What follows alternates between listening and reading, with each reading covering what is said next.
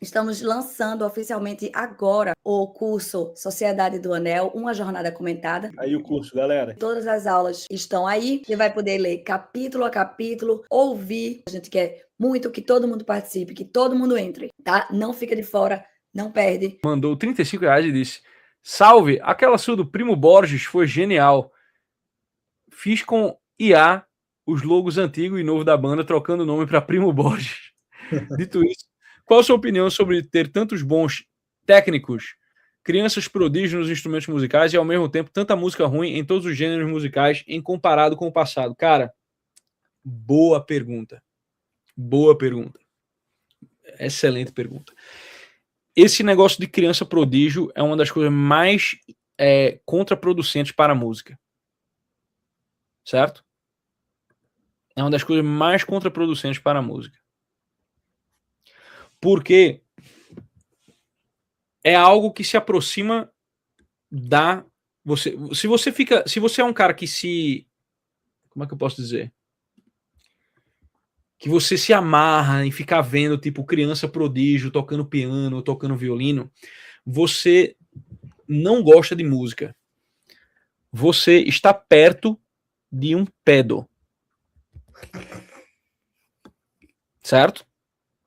Você está perto de um pedo.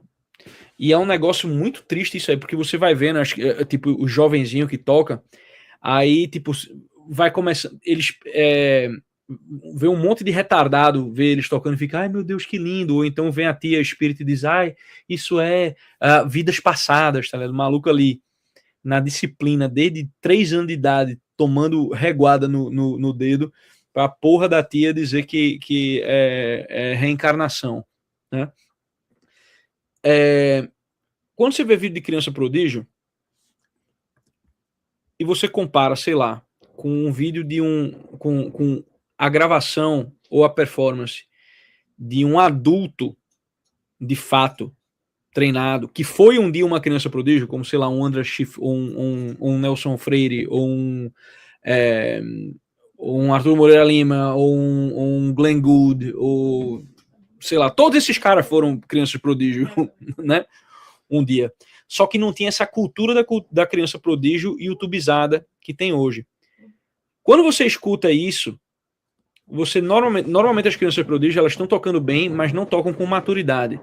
Não tem ali os matizes, não tem ali as dinâmicas, as interpretações ainda são muito caricaturais, né? Não vai para lugar nenhum, né? É meio de mentirinha.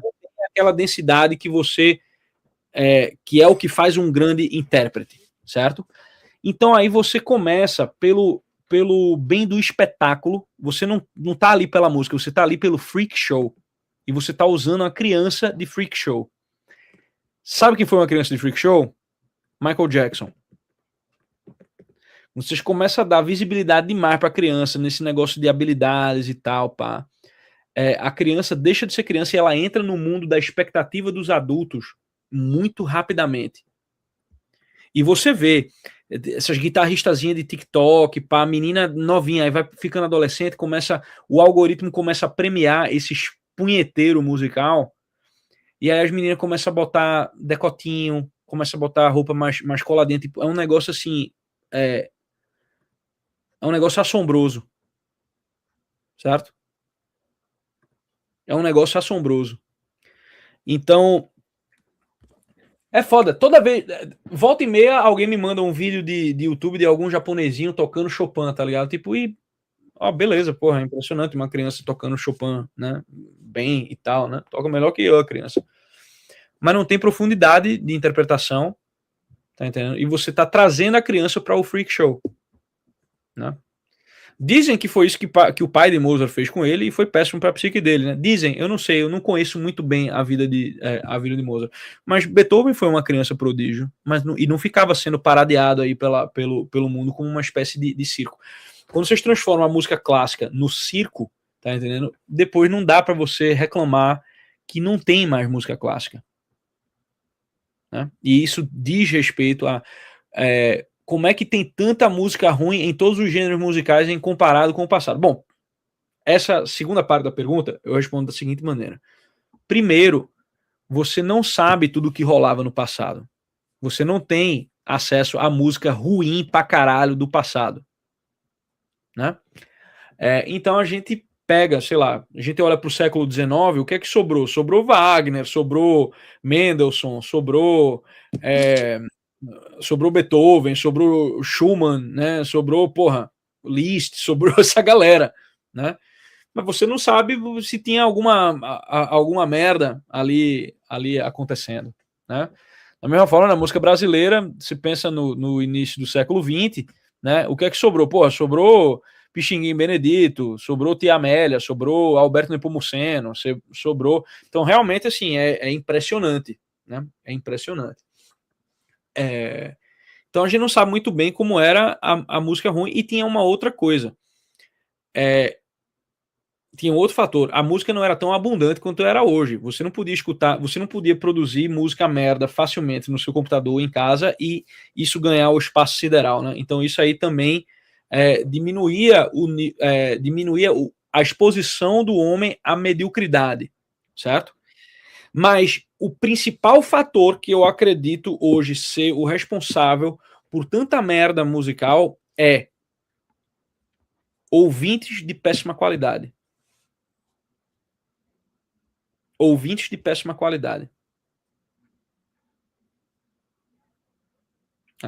Eu dei uma aula inspirada na clínica do analfabeto musical para o curso de lógica do Victor Victorelli, né?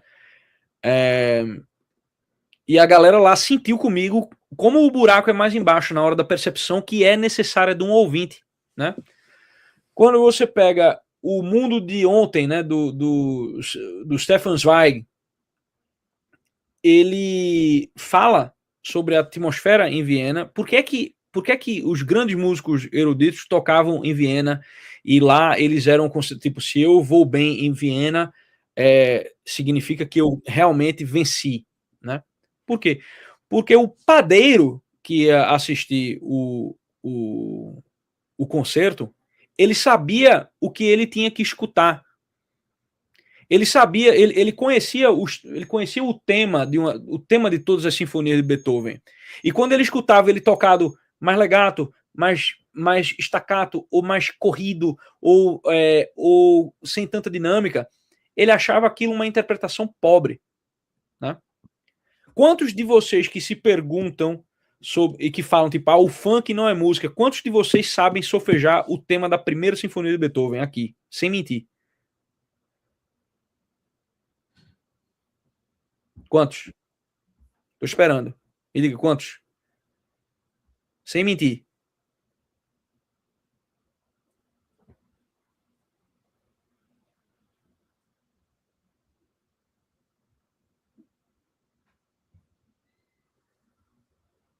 Hein?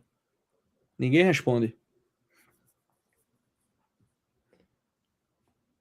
Pior que não lembro por nome. Então. A primeira sinfonia de Beethoven, pô, só tem 9. Aí outro, não sei não, mas que funk é lixo? É. Aí vão pegar e vão te perguntar, por quê? Aí tu vai dizer... Aí tu vai tentar fazer o quê? Tu vai tentar reduzir a tua experiência a um argumento e tu vai perceber, sabe o quê? Que tu não consegue. O máximo que você consegue é um se não é para favor, não é para favor, que é o que eu digo aqui, né? Eu explico... Como é que eu vou explicar que a música do Nando Moura é brega pra caralho? Entendeu? Se o cara vive num estado de aperocalia completo. Mas vocês também vivem, né? As pessoas, digo porque eu também vivi essa vulgaridade na minha vida, né? Apesar de estudar piano ali, pequeno e tal, porra, o cara vai pra festa de criança, tava tocando El Chan, era uma exposição de merdas, né? Então, para o cara educar o ouvido a ponto dele perceber o que é uma boa interpretação, o que é uma interpretação artística de fato, né? E o que é um freak show, aí vocês ficam se impressionando com, tipo, o cara tocar rápido, tá entendendo? Ou o cara ser um menino novinho, ai, que coisa linda, um menino novinho tocando, tá entendendo? Aí é uma merda, sabe? E o que é pior, tu vai ver um menino novinho tocando o cravo bem temperado e tu não vai, e quando tu for ouvir Andras Schiff, por exemplo, para ti não vai fazer diferença nenhuma, que tu não sabe o que é que tu tem, o que é que tu tem que estar escutando, o que é que te impressiona ali, porque tu não tem a experiência, tu não tem referência. Então, lá no curso que eu dei pro Vitorelli, eu falei pra galera, eu disse, isso aqui que eu tô mostrando pra você, porque as pessoas foram intuindo as coisas que eu tava falando, e eu mostrando dentro do concerto para violino e orquestra em Ré maior de Beethoven. Quantos de vocês sabem solfejar esse concerto? Esse concerto é arroz de festa. É um dos concertos mais tocados. Isaac Pellman, tá ligado? Que é um violinista incrível, porém manjadíssimo. Todo mundo sabe quem é Isaac Pellman, né? Toca, Joshua Bell toca, né? Quantos de vocês conhecem o tema?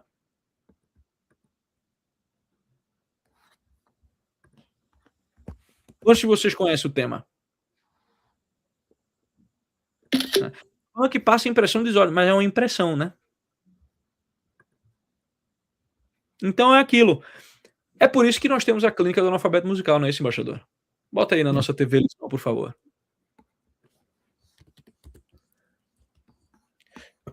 É por isso que nós temos a nossa clínica do analfabeto musical. De qual mesmo? Do concerto em Ré maior para violino e orquestra de Beethoven.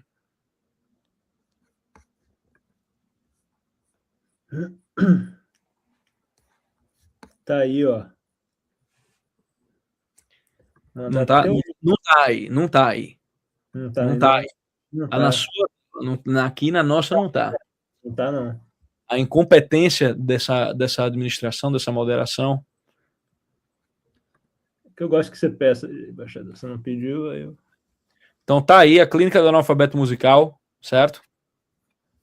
Então, a gente precisa de uma nova geração de ouvintes, tá entendendo? Não é que a gente precisa de músicos melhores, tá cheio de músico bom. Cheio de músico bom. Coisa que não falta é músico bom. Essas crianças prodígio que vocês ficam postando, se vocês não estragarem as crianças com a promessa do prodígio, né? Porque o adulto, porra, tava aqui, ó. Veja que coisa engraçada. Eu tava trabalhando na minha mentoria com um rapaz que eu tô orientando. Esse trecho aqui de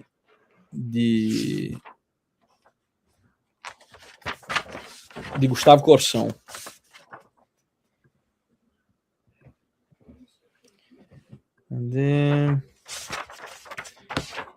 Que é o seguinte.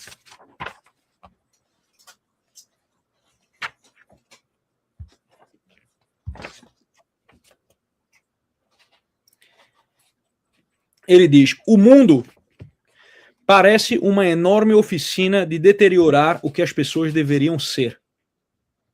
A decomposição começa muito antes da sepultura. Mal armada a figura do homem, começa a desfazê-la, como se isto fosse um jogo que se monta por desfastio e que logo se desarma com tédio. E onde se localiza em nossa vida o ponto de inflexão, ou seja, o ponto ali de mudança, né, da função? Em que dia comecei eu a ser desmanchado por mãos distraídas? Não foi como se pensa na proximidade da velhice. Não. Aos 20 anos, eu já fugia à promessa de meu nascimento. A rigor, eu diria que o puzzle, né, o quebra-cabeça, nunca esteve completo nem em mim, nem em Augusto, que é um amigo dele que ele encontrou, que o maluco tava chupado, massacrado pela vida, e ele disse, caramba, velho, eu brincava com esse cara de criança, assim, ele era cheio de sonhos, ele era um guerreiro que soltava pipa, né? Bom, e aí ele diz, né, num certo ponto do brinquedo, quando apenas se delineava uma indicação do que eu poderia ser, desmanchou-se a figura como se os deuses em férias estivessem trocando ideias, propondo modelos provisórios mal esboçados e logo apagados para a criação de um novo ente a ser inserido, se desse certo, entre os animais e os anjos. E aí, cadê? Ele dá um exemplo aqui que é muito bom, que ele lembra de um amigo dele de infância também, né? que ele fala, né? O primo Anísio dele. Nesse tempo, cadê? Tá aqui. O primo Anísio, nesse tempo, já se aprontava para fazer exames na escola naval. Descobrira a vocação para o mar. Ah, como eu reconstituía a história dessa vocação. Um dia, suponhamos, uma belíssima manhã de maio, o menino Anísio foi a passeio com seus queridos papais na Ilha do Governador. Depois de um despertar azafamado e de um trajeto de automóvel que parece o prolongamento de um sonho, chega o Petis, que é a criança, né? À Praça 15, e junto à prancha oscilante vê a barca, vê o céu que clareia devagar e vê o mar. Ah, o mar que o menino vê assim de perto, de pertinho, pela primeira vez, que sente embaixo dos pés, vivo, grosso, manso, que adivinha vasto e misterioso, embora digam que aquilo é água, apenas água, a mesma que lá em casa, disciplinada e pequenina, corre entre os dedos da mão em concha. Menino, não brinque com a água. Ou caem fios brilhantes pelo corpo friorento que a mamãe ensaboa. Ah, a água sem canos e sem limites. A água virou o mundo e a casa balança em cima da água, o barco, né? Chegam então 2 marinheiros, saídos vivinhos da figura de um livro, e soltam as enormes correntes que prendem a barca. Começam então as rodas a fazer espuma, a brincar de moinho, e a barca, despegada do cais, fica leve, muito leve, entre o céu e o mar. Nesse momento, suponhamos, a gaivota mais feliz deste mundo fica um instante parada, lá no alto, suspensa, imóvel, abençoando a barca. O menino Anísio, de 5 anos, o mais feliz dos meninos entre o céu e o mar. Ora, nesse mesmo momento, vendo a alegria do menino, o tio Belisário debruça-se para ele e, puxando-lhe a orelha com ternura, diz-lhe: seu maroto, tá gostando, né? Pois quando crescer, será oficial de marinha. Brotava assim a vocação.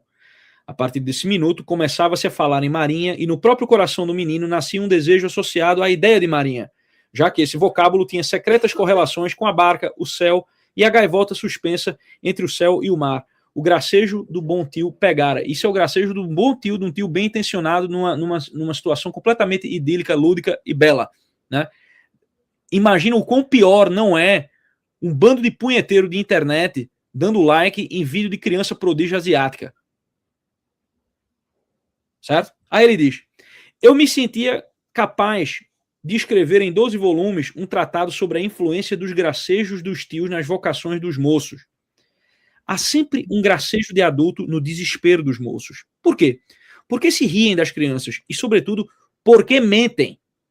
Eu gostaria que alguém me explicasse esse tenebroso mistério, mas agora é tarde e eu morrerei sem saber por que é que não podemos ver uma criança sem que logo nos venha à boca uma mentira.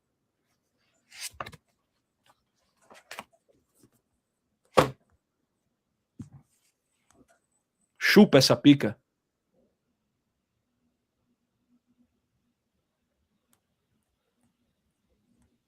Chupa essa pica.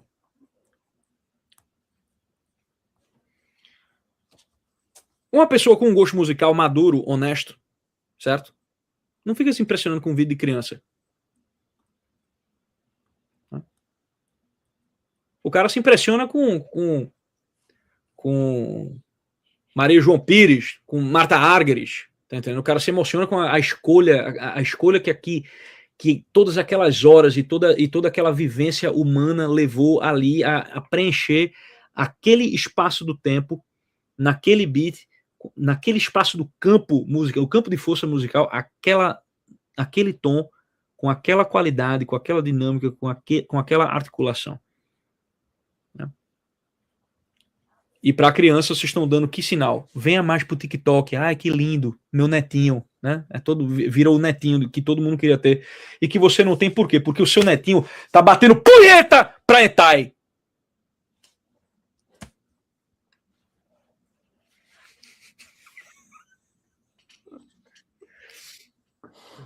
Porque você falhou na vida. Vamos continuar, embaixador. Temos mais um Pix. Uau, embaixador. Fez um disco do Dream Theater inteiro. Cara, abriu um portal aí, caraca.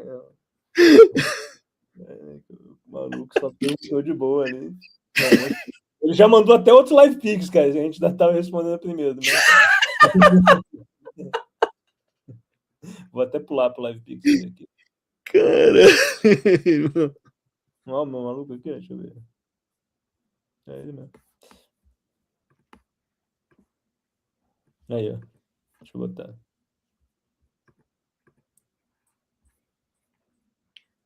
Já foi, pô. Essa já foi. Ué? Sim. Que bizarro isso.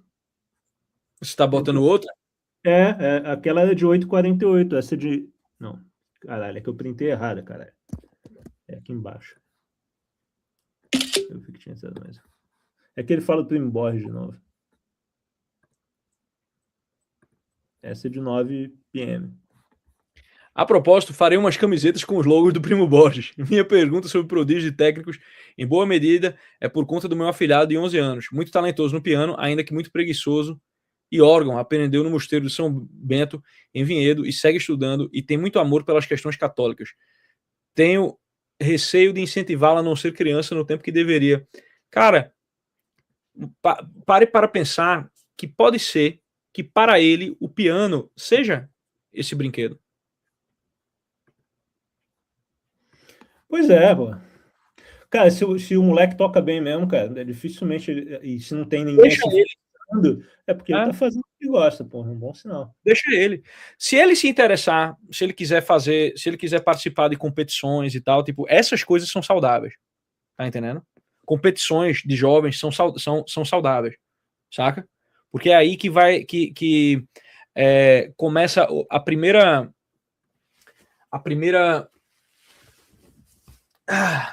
as primeiras experiências de presença musical de fato, que normalmente, né, a criança, sei lá, toca um instrumento, mas os pais não tocam, né? Então não tem uma presença em casa que possa purificar, né, aprimorar o juízo da criança. Então aí um conservatório consegue ser assim,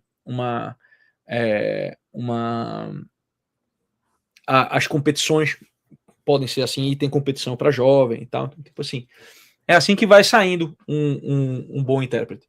Mas o que é que a criança deve estar fazendo? Jogando videogame? Pois é. Tá entendendo? Se a criança já gosta de tocar piano, deixa ela tocar o quanto piano que ela quiser, tá entendendo?